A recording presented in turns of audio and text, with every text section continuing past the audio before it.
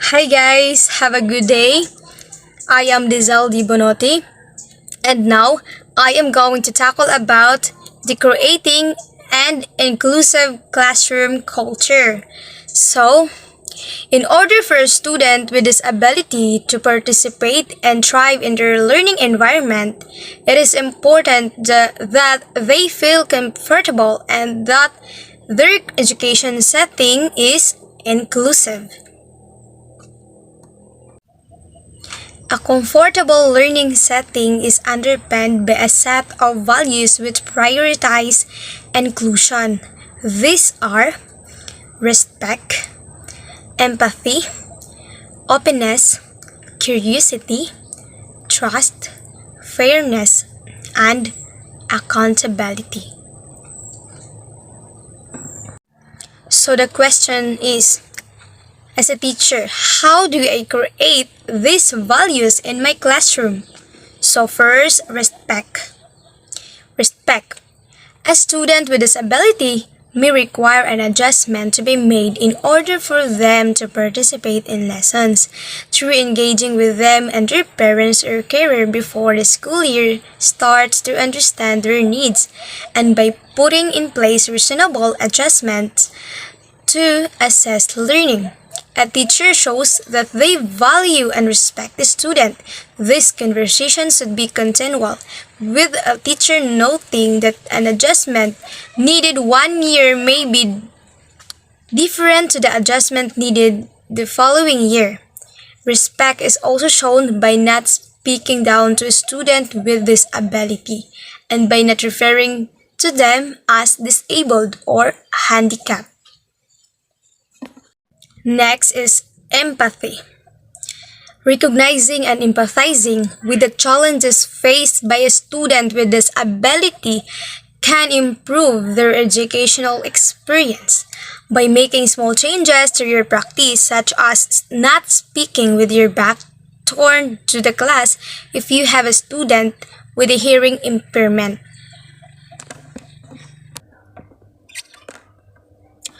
Or by ensuring a student who uses a mobility aid has sufficient room to move around the classroom. A student can be made to feel more at ease. Checking in with the student during your conversations and seeing how they feel their experience could be improved can be helpful with this. It is important not to assume. Checking in with the student during your conversations and seeing how they feel their experience could be improved can be helpful with this. It is important not to assume that you know what the student will or will not need and to implement any changes to your practice discreetly so as not to draw unnecessary attention to them. The third one is openness. Being open not only includes speaking with and listening to a student with disability, but also fostering open-mindedness within a classroom environment. This can be done by encouraging students to focus on the abilities and not the disability of a student.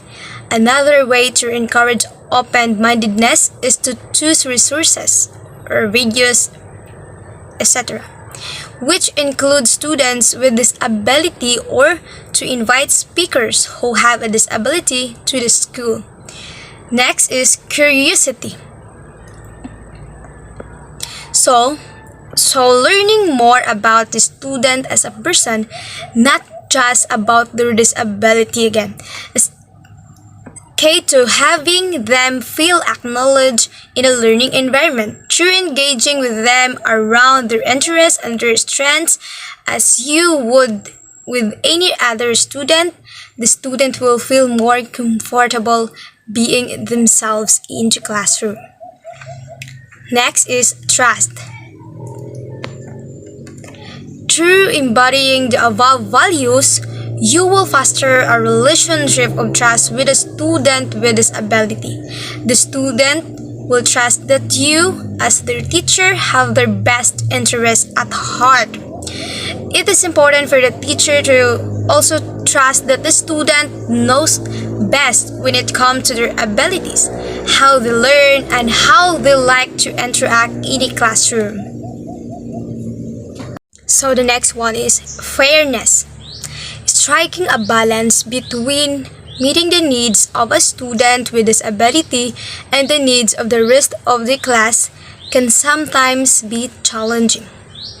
Through recognizing that a student with disability may not be happy with a sideline role, be it in sports or in any other aspect of their learning, and by altering the plan for the lesson to cater for their participation, this balance can be struck. Fairness is also shown through the language used when speaking about a student with disability, by referring to them by their name and not by their disability. You set the tone for how they are treated not only within the classroom but within the larger school environment. Next is accountability. Through recognizing the important role that you play in the life of a student with disability, you must also take accountability for any actions or mistakes that you make which may be hurtful.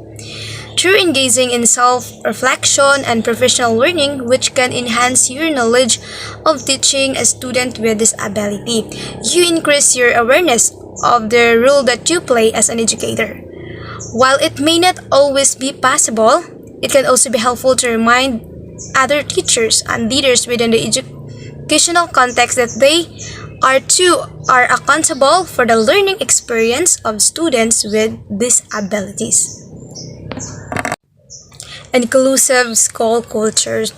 So, through living the above set of values, you can help enlighten other members of the school community of the importance of inclusivity within the school.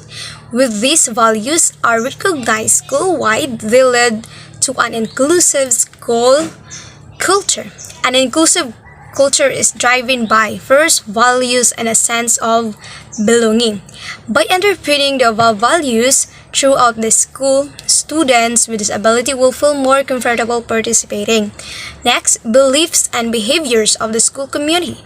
As the community becomes more open-minded about students with disability, long-held beliefs and behaviors which may have held those students back can be broken down. Next is systems and processes. Revisiting school systems and processes to ensure that they serve all students, including students with disability, can lead to further participation. Next is universal design. That's one.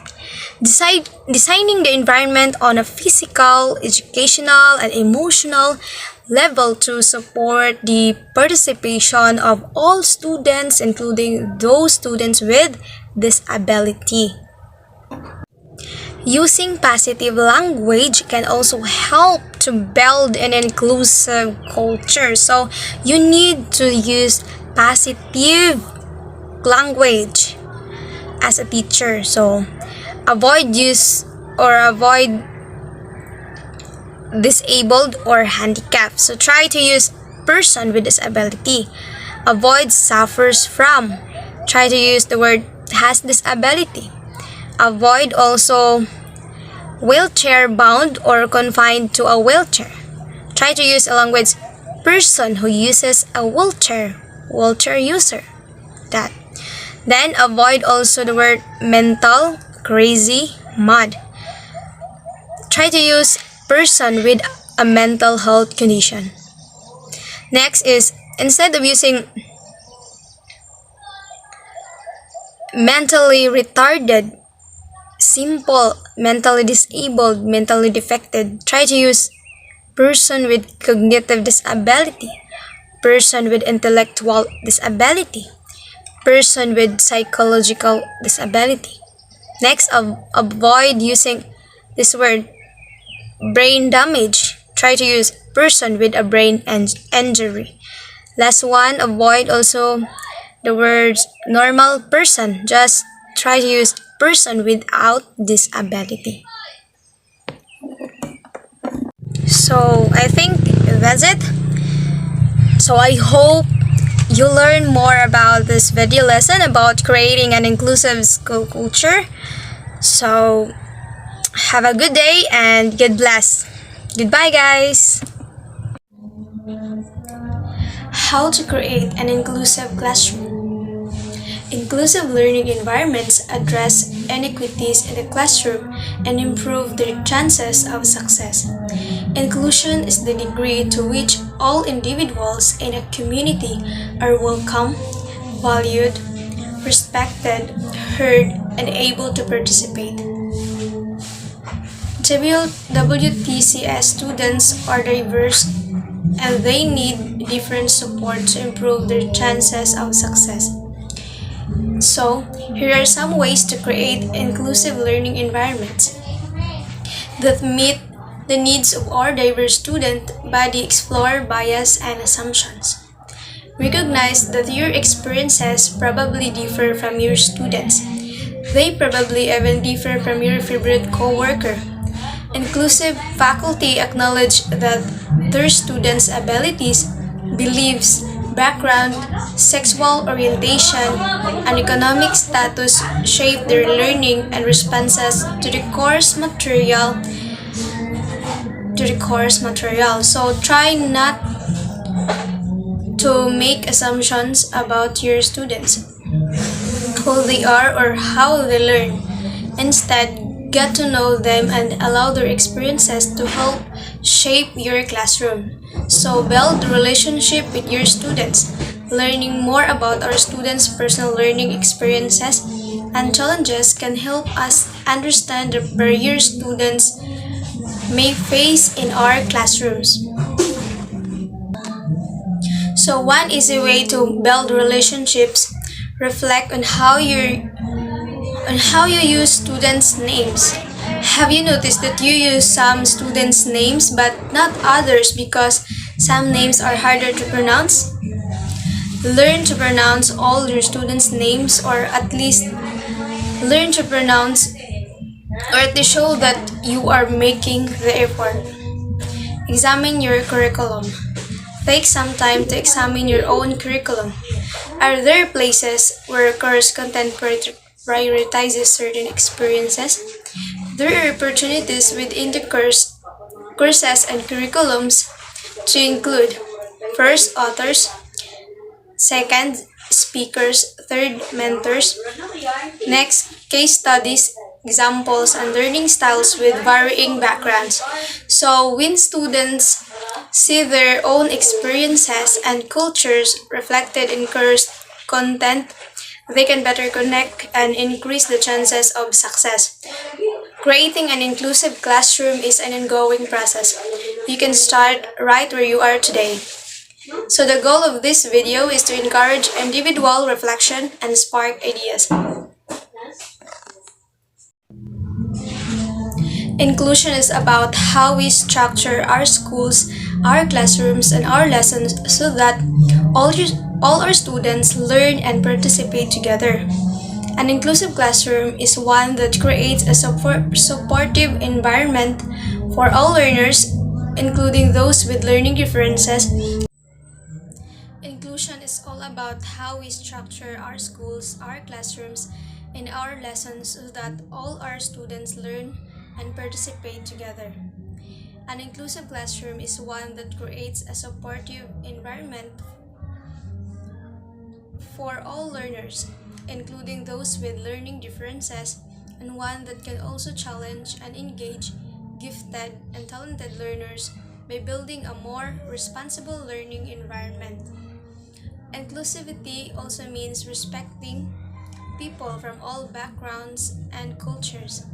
By teaching our students the importance of this, we can create a much more tolerant and understanding environment, not just in the classroom and school, but also in wider society. An inclusive school or a classroom can only be successful when all students feel they are truly part of the school community. This can only happen This can only happen through open, honest discussion about differences and understanding and respecting people from all abilities and backgrounds. An inclusive environment is one where everyone feels valued. Creating an inclusive environment will not only help those students with learning differences, it will also support those students that don't have a learning difference by making them more aware, tolerant, and understanding of each other. In order for a student with disability to participate and thrive in their learning environment, it is important that they feel comfortable and that their education setting is inclusive. A comfortable learning setting is underpinned by a set of values which prioritize inclusion. These are respect, empathy, openness, curiosity, trust, fairness, and accountability. This can only happen through open, honest discussion about differences and understanding and respecting people from all abilities and backgrounds. An inclusive environment is one where everyone feels valued. Creating an inclusive environment will not only help those students with learning differences, it will also support those students that don't have a learning difference by making them more aware, tolerant, and understanding of each other. Is different. The 2020 Global Education Monitoring Report on Inclusion and Education believes that education is strongest when it embraces diversity. Learners should not have to adapt to the system. Instead, education systems should adapt to their needs. When students do not feel welcome in school, they are less likely to learn.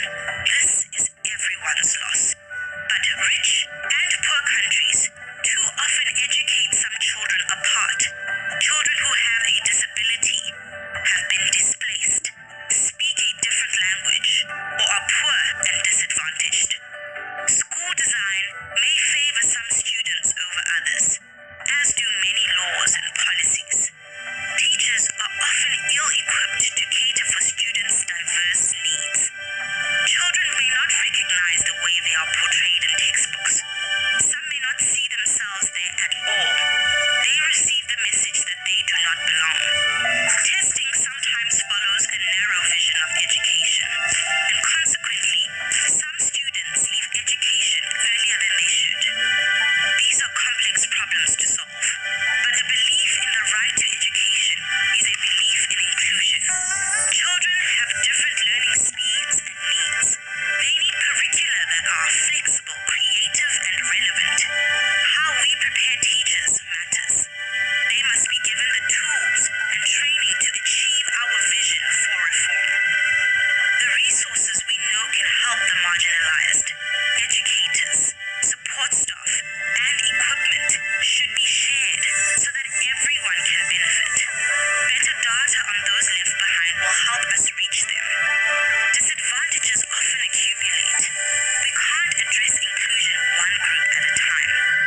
Redressing these disadvantages requires funds. These must be equitable and target individual-specific needs. We must work together on these tasks across government ministries, from central to local authorities.